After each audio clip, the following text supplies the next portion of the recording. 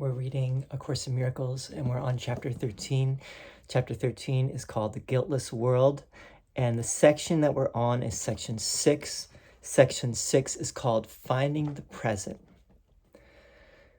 To perceive truly is to be aware of all reality through the awareness of your own. But for this, no illusions can rise to meet your sight, for reality leaves no room for any error. This means that you perceive a brother only as you see him now. His past has no reality in the present, so you cannot see it. Your past reactions to him are also not there, and if it is to them that you react, you see but an image of him that you made and cherish instead of him. In your questioning of illusions, ask yourself if it is really sane to perceive what was as now.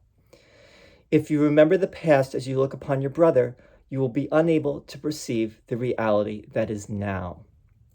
You consider it, quote, natural, unquote, to use your past experience as the reference point from which to judge the present. Yet this is unnatural because it is delusional. When you have learned to look on everyone with no reference at all to the past, either his or yours as you perceived it, you will be able to learn from what you see now. For the past can cast no shadow to darken the present unless you are afraid of light. And only if you are would you choose to bring darkness with you, and by holding it in your mind, see it as a dark cloud that shrouds your brothers and conceals their reality from your sight. This darkness is in you. The Christ is revealed to you now has no past, for he is changeless, and in his changelessness lies your release. For if he is as he was created, there is no guilt in him. No cloud of guilt has risen to obscure him, and he stands revealed in everyone you meet, because you see him through himself. To be born again is to let the past go and look without condemnation upon the present. The cloud that obscures God's Son to you is the past, and if you would have it past and gone, you must not see it now. If you see it now in your illusions, it has not gone from you, although it is not there. Time can release as well as imprison, depending on whose interpretation of it you use. Past, present, and future are not continuous unless you force continuity on them. You can perceive them as continuous and make them so for you, but do not be deceived and then believe that this is how it is. For to believe reality is what you would have it be, according to your use for it, is delusional. You would destroy time's continuity by breaking it into past, present, and future for your own purposes. You would anticipate the future on the basis of your past experience and plan for it accordingly. Yet by doing so, you are aligning past and future and not allowing the miracle which would intervene between them to free you to be born again. The miracle enables you to see your brother without his past and so perceive him as born again. His errors are all past, and by perceiving him without them, you are releasing him. And since his past is yours, you share in this release. Let no dark cloud out of your past obscure him from you, for truth lies only in the present, and you will find it if you seek it there. You have looked for it where it is not, and therefore have not found it. Learn then to seek it where it is, and it will dawn on eyes that see. Your past was made in anger, and if you use it to attack the present, you will not see the freedom that the present holds. Judgment and condemnation are behind you, and unless you bring them with you, you will see that you are free of them. Look lovingly upon the present, for it holds the only things that are forever true. All healing lies within it, because its continuity is real. It extends to all aspects of the sonship at the same time, and thus enables them to reach each other. The present is before time was, and will be when time is no more. In it are all things that are eternal, and they are one. Their continuity is timeless and their communication is unbroken, for they are not separated by the past. Only the past can separate, and it is nowhere. The present offers you your brothers in the light that would unite you with them and free you from the past. Would you then hold the past against them? For if you do, you are choosing to remain in the darkness that is not there and refusing to accept the light that is offered you. For the light of perfect vision is freely given as it is freely received and can be accepted only without limit. In this one still dimension of time that does not change and where there is no sight of what you were, you look at Christ and call his witnesses to shine on you because you called them forth. And they will not deny the truth in you because you looked for it in them and found it there. Now is the time of salvation, for now is the release from time. Reach out to all your brothers and touch them with the touch of Christ. In timeless union with them is your continuity, unbroken because it is wholly shared. God's guiltless Son is only light. There is no darkness in him anywhere, for he is whole. Call all your brothers to witness to his wholeness, as I am calling you to join with me. Each voice has a part in the song of redemption, the hymn of gladness and thanksgiving for the light to the Creator of light. The holy light that shines forth from God's Son is the witness that his light is of his Father. Shine on your brothers in remembrance of your Creator, for you will remember him as you call forth the witnesses to his creation. Those whom you heal bear witness to your healing, for in their wholeness you will see your own. And as your hymns of praise and gladness rise to your Creator, he will return your thanks in his clear answer to your call. For it can never be that his Son called upon him and remained unanswered. His call to you is but your call to him, and in him you are answered by his peace. Child of light, you know not that the light is in you, yet you will find it through its witnesses, for having given light to them, they will return it. Each one you see in light brings your light closer to your awareness. Love always leads to love. The sick who ask for love are grateful for it, and in their joy they shine with holy thanks. And this they offer you, who gave them joy. They are your guides to joy, for having received it of you, they would keep it. You have established them as guides to peace, for you have made it manifest in them, and seeing it, its beauty calls you home. There is a light that this world cannot give, yet you can give it as it was given you, and as you give it, it shines forth to call you from the world and follow it.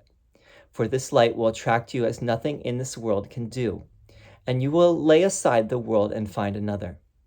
This other world is bright with love, which you have given it, and here will everything remind you of your Father and his Holy Son. Light is unlimited and spreads across this world in quiet joy.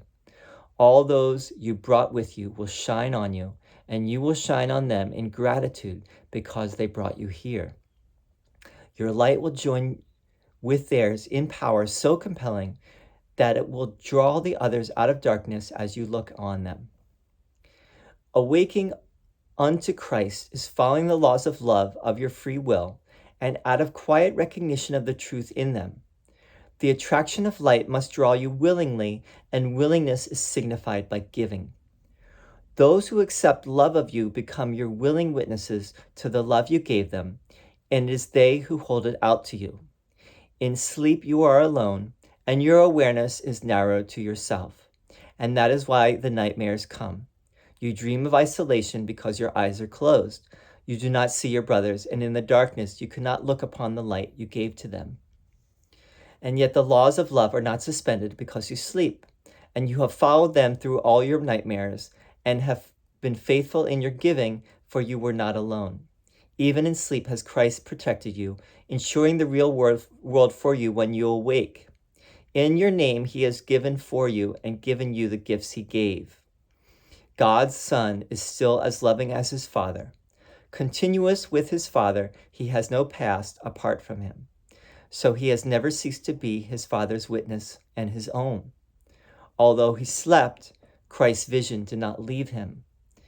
And so it is that he can call unto himself the witnesses that teach him that he never slept.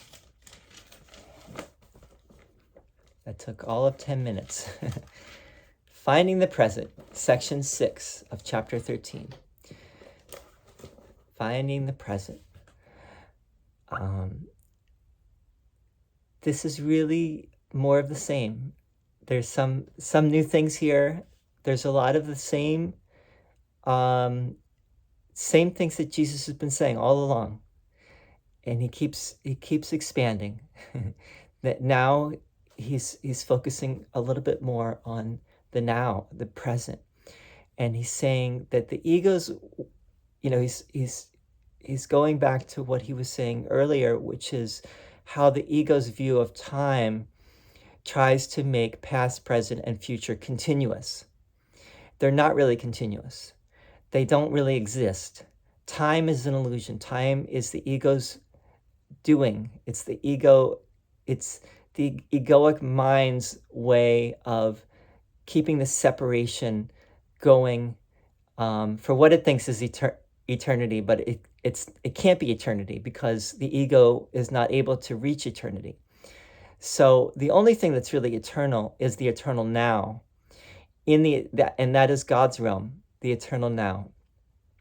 That is the perfect present, where there is no past and there is no future, and there is no continuity between past, present, and future, because past and future do not really exist.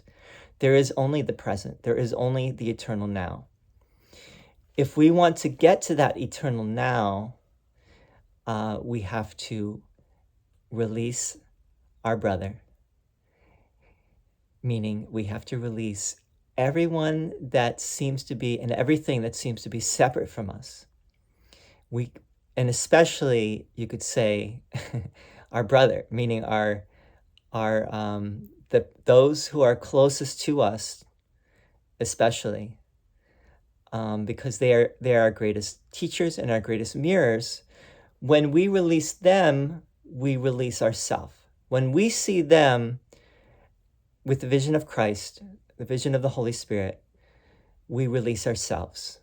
When we let go of seeing them holding the past against them and seeing them in the past as they were in the past, we also free ourselves from the past. And we remember together, both your brother and yourself remember together that the past doesn't really exist, and there is no guilt.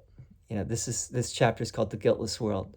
There is no sin and guilt in God's realm, and those are just illusions that of the ego. Those are ego constructs that are there again to keep the separation going for as long as possible until you decide that's not what you want. Because right now, the reason that's happening is because you still want it. And you want that more than you want love. You want that more than you want to know your true self. You want that more than you want to know God. God, love, and your true self are all the same thing. As Ramana Maharshi said, God, Guru, and self are all one. There's no difference between God, your true self, and your inner teacher. And you could say love. God is love. In love, there are no opposites. There's no duality. There is no fear. There's not love and hate or love and fear. There's only love. There is no judgment. As long as we're holding on to the judgment in any even small way, we're not there yet. And that's where we have to be honest with ourselves. And that's where a lot of people, I think, can maybe think that they're all the way there, but there's still judgment, there's still fear, there's still separation in their mind. And I could say that about myself, that I still struggle with letting things go. Now, if I was really in that place of being, according to what the Course is saying, if I was really in that place of seeing with Christ's vision, I wouldn't even see a problem. I would, my relationships with people would be, at least from my point of view, would be, I would only see see with love, compassion, forgiveness, non-judgment. I think for the most part I do, but it's hard to let those feelings of being wronged by others go. We hold on to that, and we hold that against people. But if you really look at the situation, I would say honestly and deeply, you will recognize that whatever you hold against someone else, you hold against yourself. We all feel guilty. We all feel that we have done so many wrong things, and we do not feel whole. We feel we're lacking. We feel that we are in need of something to be whole. And what we tend to do is we tend to push the problem outside of ourselves. We do not want to look at it. That you could say that's the human condition, is projecting out, projecting the problem outside of ourselves. Not that there really is a problem. That's the illusion, is that there's a problem. But we blame, we play the victim, and we blame others for what is really our own choice and responsibility. And to the extent that we turn it back on ourselves and look at it, is the extent to which we will free ourselves. And in freeing ourselves, we free others, because we become a light ourselves. We become the light. I'm just trying to, I'm trying to put in plain, simple words what this is saying. Judgment and condemnation are behind you. Unless you bring them with you, you will see that you are free of them. There is judgment and condemnation are illusory. They're not necessary. As Jesus has said before, you don't need the ego. We don't need the ego.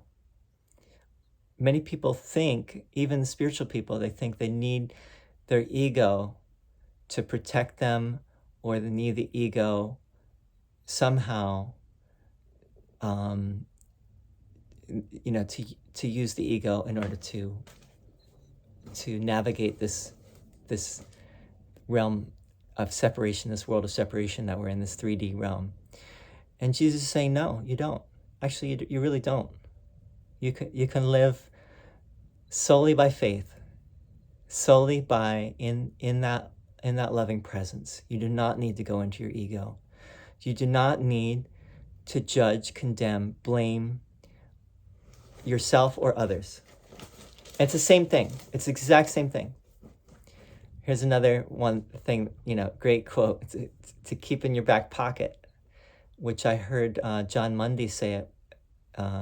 He came to Florida, and I heard him talk, and he mentioned this little quote, which is, if you spot it, you got it.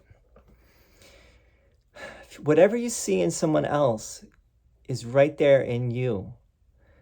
And rather than seeing it in someone else, turn it back upon yourself and say, if I see it in them, it's got to be in me.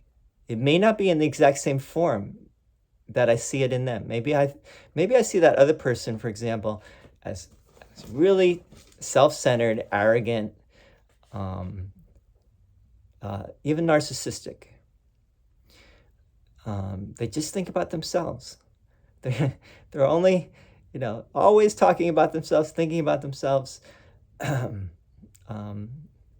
can think of people, well, won't mention any names, but the reality is is that when we do that, we don't realize that we're doing that same thing only in a different form. And that's how we're even able to see that. Otherwise, we wouldn't even see it. We wouldn't see it as a problem for sure. That would not be a problem. We would just see it with complete compassion that, oh, well, yeah, that person, you might even say, well, yeah, that person thinks a lot about themselves, etc., etc. But so do I, and I have, and let's laugh about it. That's not a problem. That's something that is everyone's thing in this world. We've all got our issues in different. It all comes back to the same thing in different forms. That's why you have to overlook the form and see the content. Form versus content. And when you see the content, which is the same thing, it all comes back to the ego, the alliance with the ego. And the only way to resolve it is through seeing through the eyes of love, which for the Course would be Christ or the Holy Spirit. Seeing through the eyes of love, complete forgiveness, complete non-judgment. Love is letting go of judgment, as the Dalai Lama said. Letting go of judgment. In letting go of judgment, we can know who we are, what we are, our divine reality once again. We'll see you soon. Thanks for listening. Next time we're going to be doing this next section here, section 7, Attainment of the Real World. See you soon.